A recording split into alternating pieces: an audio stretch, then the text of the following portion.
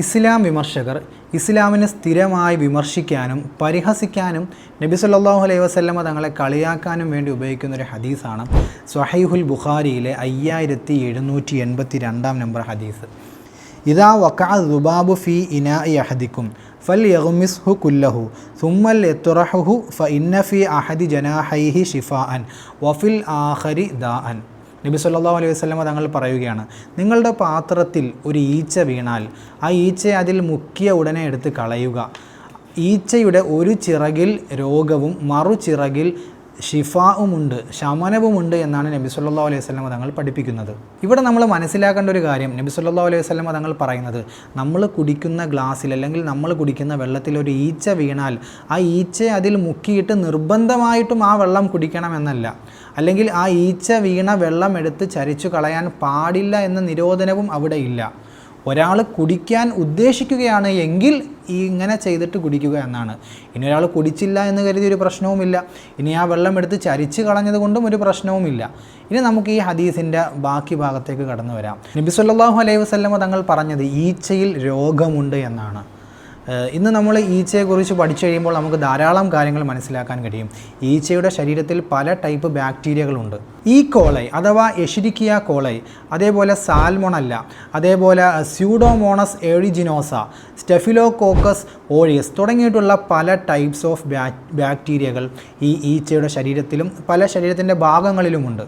Food poison, diarrhoea, typhoid, skin and wound infection, pneumonia, അതേപോലെ urinary tract infection, lungs infection, അങ്ങനെ തുടങ്ങി ധാരാളം അസുഖങ്ങൾ, ധാരാളം രോഗങ്ങൾ ഈച്ചയുടെ ശരീരത്തിലുള്ള ഈ ഒരു ബാക്ടീരിയകൾ കാരണം മനുഷ്യർക്ക് ഉണ്ടാകാം.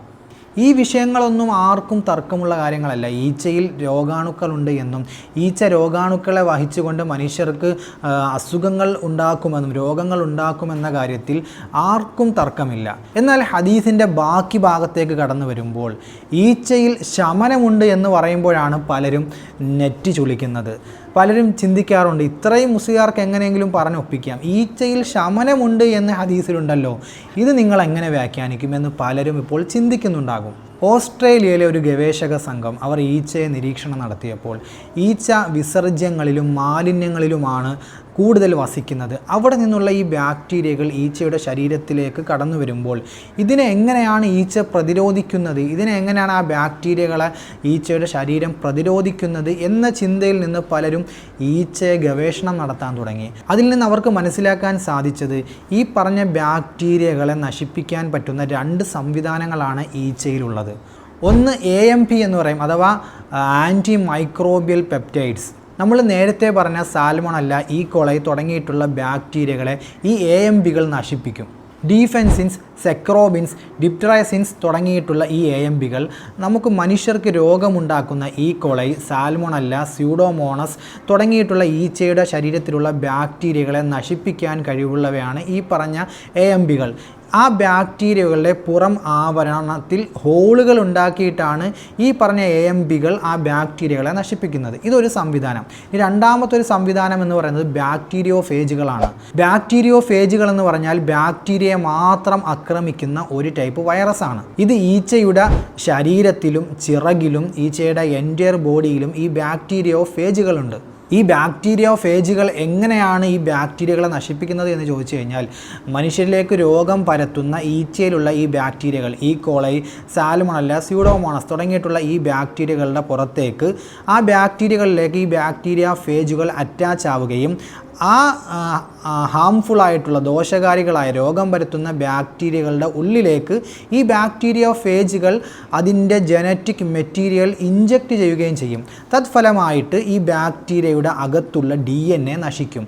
അതോടുകൂടി ബാക്ടീരിയകൾക്ക്, രോഗം പരത്തുന്ന ബാക്ടീരിയകൾക്ക് വളരാനും അതിന് കൂടുതൽ വ്യാപിക്കാനും കഴിയാതെയാകും.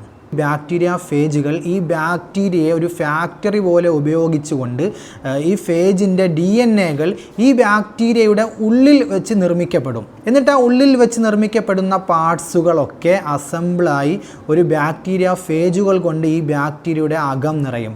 അവസാനം ഈ ബാക്ടീരിയോഫേജുകളുടെ എണ്ണം ബാക്ടീരിയയുടെ ഉള്ളിൽ നിറയുകയും വർദ്ധിക്കുകയും ചെയ്തതിൻ്റെ ഫലമായിട്ട് ബാക്ടീരിയ പൊട്ടുകയും ആ ബാക്ടീരിയ നശിക്കുകയും ചെയ്യും. ഇതിനാണ് ലൈസിസ് എന്ന് പറയുന്നത്. ഇനി ഈ പുറത്തു വരുന്ന പുതിയ ബാക്ടീരിയ ഫേജുകൾ ഇതുപോലെ പോയി പല ബാക്ടീരിയകളെയും നശിപ്പിക്കും. അപ്പോൾ ഈ ബാക്ടീരിയ ഫേജുകൾ ഈച്ചയുടെ ഉള്ളിലുണ്ട് എന്നാണ് ശാസ്ത്രീയ പഠനങ്ങൾ പറയുന്നത്.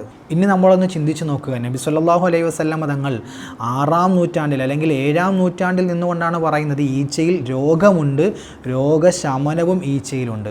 നാം ഇന്ന് നോക്കിക്കഴിഞ്ഞാൽ ഈച്ചയിൽ രോഗം പരത്തുന്ന ബാക്ടീരിയകളുമുണ്ട്, അതുപോലെ ആ ബാക്ടീരിയകളെ നശിപ്പിക്കുന്ന ആൻറ്റി മൈക്രോബിയൽ പെപ്റ്റൈഡ്സ് അഥവാ ആൻറ്റിബയോട്ടിക്കുകളും അതേപോലെ ബാക്ടീരിയ ഫേജുകളും ഈ ഈച്ചയുടെ ശരീരത്തിൻ്റെ ഉള്ളിലുണ്ട് എന്നാണ് നമുക്ക് മനസ്സിലാക്കാൻ കഴിയുന്നത്. നാം ഒന്ന് ആലോചിച്ച് നോക്കുക, അന്ന് നബി സല്ലല്ലാഹു അലൈഹി വസല്ലം തങ്ങൾ ഈ കാര്യങ്ങൾ പറയുമ്പോൾ അന്ന് മൈക്രോസ്കോപ്പ് കണ്ടുപിടിച്ചിട്ടില്ല, അതേപോലെ മൈക്രോ ഓർഗാനിസംസ് ഉണ്ട് എന്ന് മനുഷ്യർ മനസ്സിലാക്കിയിട്ടില്ല. ആ ഒരു നൂറ്റാണ്ടിൽ നിന്നുകൊണ്ടാണ് നബി സല്ലല്ലാഹു അലൈഹി വസല്ലം തങ്ങൾ വളരെ കൃത്യമായിട്ട് ഈ കാര്യങ്ങളൊക്കെ പഠിപ്പിക്കുന്നത്. ഇന്ന് ഈ ഹദീസിനെ വിമർശിക്കുന്ന പല വിമർശകർക്കും അറിയില്ല ഈച്ചയിൽ ആൻറ്റിബയോട്ടിക്സ് അഥവാ AMPകളും അതേപോലെ ബാക്ടീരിയ ഫേജുകളും ഈച്ചയുടെ ഉള്ളിലുണ്ട് എന്ന് ശാസ്ത്രലോകം കണ്ടെത്തി അംഗീകരിച്ച കാര്യം. ഇത് അറിയാത്തവരാണ് പലരും ഈ ഹദീസിനെ ഇന്ന് വിമർശിച്ചു കൊണ്ടിരിക്കുന്നത്. അല്ലാഹു സുബ്ഹാനഹു വ തആല സത്യം മനസ്സിലാക്കാൻ നമുക്കെല്ലാവർക്കും തൗഫീഖ് നൽകി അനുഗ്രഹിക്കട്ടെ. ആമീൻ യാ റബ്ബൽ ആലമീൻ.